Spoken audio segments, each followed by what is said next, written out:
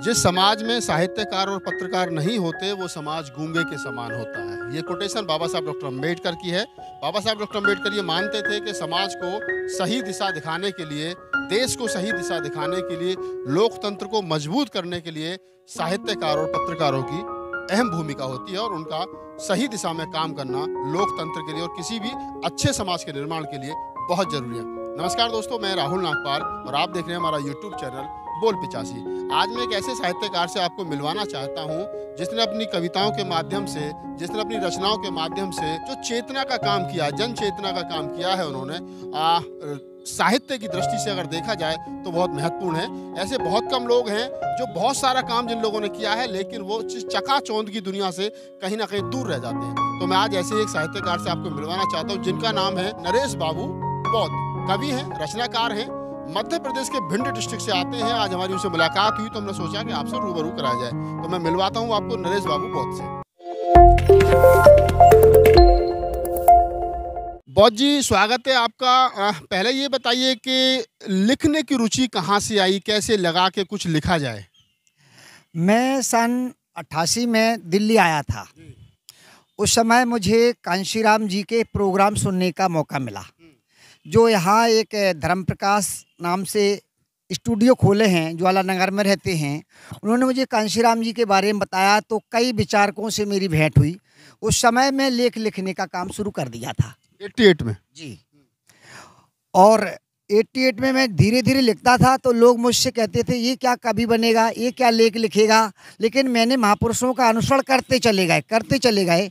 आज मेरी 10-12 किताबें देश के अंदर में चल रही हैं। सबसे पहली कौन सी किताब थी जो आपने लिखी? सबसे पहले इस देश के अंदर मैंने किताब लिखी थी, इस देश में बहुजनों का राज देखना चाहता हूँ। अच्छा, देश में बहुजनों का राज देखना, ये पहली किताब थी आपकी। क्या था इस किताब में? इस किताब में मेरे बारे में कांशीराम के विचार थे। कांशीराम के विचार थे पूरे उनके, लेकिन वो प्रकाशन नहीं हो पाई। प्रकाशन मेरी बाद में हुई। पहले प्रकाशन हमारी हुई बहुजनों के सम्मान में, बुद्ध ज्ञान सागर, बाबा साहब की ऐतिहासिक घटना है। इसके बाद ये बाद में आई। अभी तक टोटल 10-12 किताबें आपने लिखी जी। कविताएं भी लिखते हैं आप जी। तो कविताएं लिखने का शौक कैसे हुआ? कविता लिखने का शौक हुआ कि मैं मिहोना कस्बा पड़ता है मेरा, और वहाँ मैं गया एक किताब प्रकाशन करवाने के लिए। तो उस प्रकाशन के मालिक थे, ये बनिया समाज के थे। उन्होंने कहा एक कवि यहाँ रहते, उनसे मिलिए आप। उनसे मिले तो उन्होंने मुझे नई विचारधारा दी। उनका नाम महेंद्र मेहनवी जी है।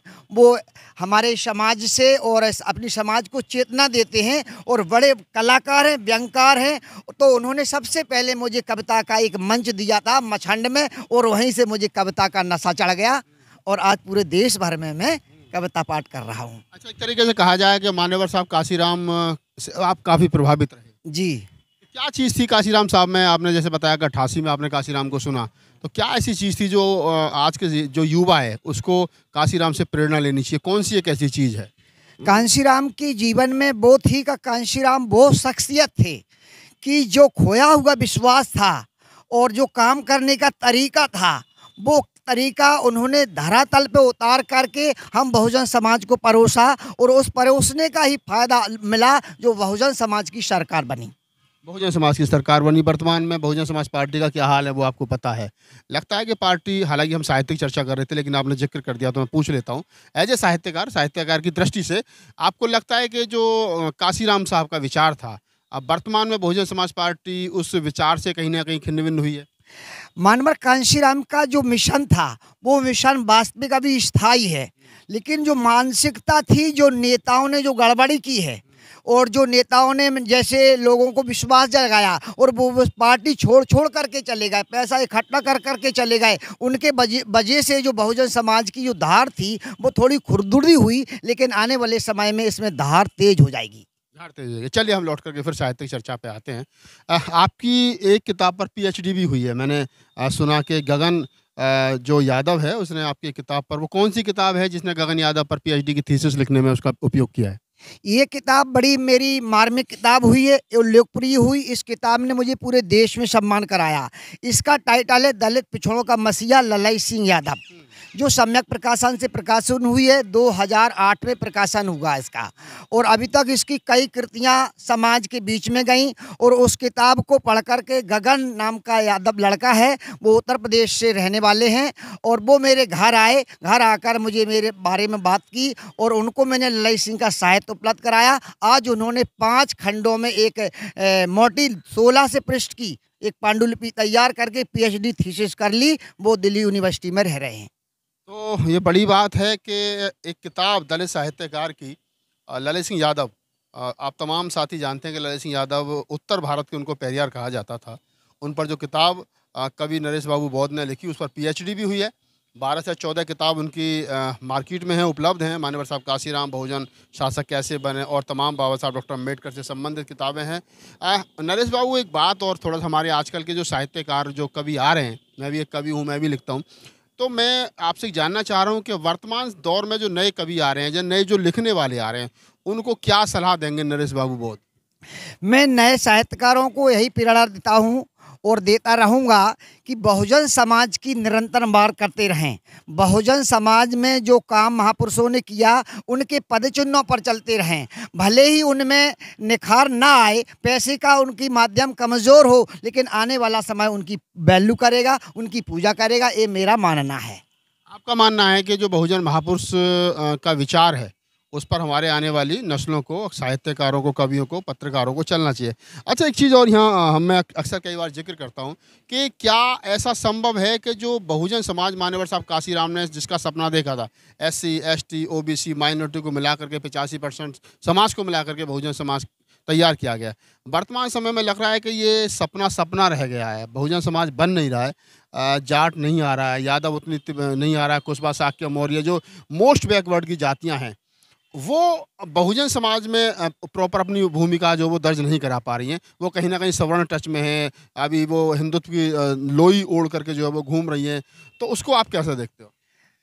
आपका कहना बहुत अच्छा है, और इसका जवाब ये है माननीय पत्रकार महोदय जी कि मानवर कांशीराम साहब ने कहा था कि एक बार मेरी पार्टी जो मिशन है, पहले तो ये उठेगी और उठ कर के गिरेगी, और जब गिर के उठेगी तो दुनिया की कोई शक्ति नहीं इसे रोक ले। तो आज वो दौर चल रहा है, जो अभी जो हमारी जो जातियां हैं, हमारा ओबीसी समाज है, वो छिन्न भिन्न हो गया। लेकिन मैं आज देख रहा हूँ, पूरे देश के अंदर जाता हूँ कि ओबीसी समाज का स्वाभिमान जागा है और वो हिलने डुलने लगा है। और जिस दिन ये ओबीसी समाज जो उस वर्ग से जो हमारा अपमान करता है, उस वर्ग से छूट जाएगा, उसी दिन ये सत्ता हमारे हाथ में आ जाएगी।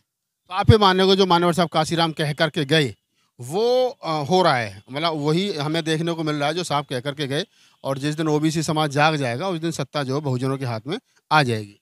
जी, ऐसा मानना ही नहीं, बिल्कुल मुझे पूर्ण विश्वास है कि ओबीसी समाज जागेगा और जागेगा, इससे बहुजनों का राज आएगा। ये महापुरुषों का सपना है। अच्छा, अभी बताइए थोड़ा सा हमारे दर्शकों को कि अभी कौन सी कोई किताब है जिस पे आप काम कर रहे हैं, जो निकट भविष्य में हमारे पाठकों को पढ़ने के लिए मिलेगी? जी, मेरे ही अभी लगभग जो मैंने अभी बताया कि मेरी किताबें काफ़ी निकल चुकी हैं, लेकिन मेरी अभी 2 किताबें और चल रही हैं मेरी। एक किताब आ रही मेरी मानभर चैन सुख भारती जी पर, जो उत्तर प्रदेश के 7 दिन के मुख्यमंत्री बने, जो जिला जालौन के रहने वाले हैं, उन पर पूरा काम हो चुका है। दूसरी किताब हमारी प्रेरणादायी आ रही है दीना भाना जी पर, जो मानवर कांशीराम के प्रेरणा स्रोत रहे, उन पर भी ये लगभग 64 पृष्ठ की किताब आ रही है। शीघ्र ही अप्रैल तक आ जाएगी ये दोनों किताबें मेरी। चलिए, तो आप नरेश बाबू बौद्ध थे, कवि हैं, साहित्यकार हैं, और कवि सम्मेलन करते हैं। अगर आपको इनकी कविताएं सुननी है तो कभी बुलाइए अपने यहाँ, किसी शहर में, किसी कस्बे में, तो इनको सुनिए। और मैं यही कहूँगा इस वीडियो के अंत में, इस वीडियो को बनाने का उद्देश्य इतना भर था कि ताकि ये बात सही तरीके से लोगों तक पहुँच सके, कि जो बात मैंने इस वीडियो के स्टार्टिंग में कही कि बाबा साहब डॉक्टर अम्बेडकर ने कहा था, जिस समाज में साहित्यकार और पत्रकार नहीं होते, कवि नहीं होते, वो समाज, वो देश गूंगे के समान होता है। अगर हमको लोकतंत्र मजबूत करना है और अपने बहुजन महापुरुषों की विचारधारा मजबूत करनी है, तो हमको अपने साहित्यकार, पत्रकार, कवि, लेखक, जो समाज का दर्पण है, उनको मजबूत करना पड़ेगा। तभी बहुजन महापुरुषों की जो विचारधारा, जो मूवमेंट है, वो जीवित रह सकती है। अगर आपको हमारा वीडियो अच्छा लगे तो लाइक कीजिए, शेयर कीजिए, कमेंट्स कीजिए। नए हो तो हमारे यूट्यूब चैनल को सब्सक्राइब करके घंटी का बटन दबाइए और अगर फेसबुक पेज पर देख रहे हो तो हमें फॉलो कीजिए। धन्यवाद। मैं राहुल नागपाल, कैमरामैन CL बोध के साथ, दिल्ली।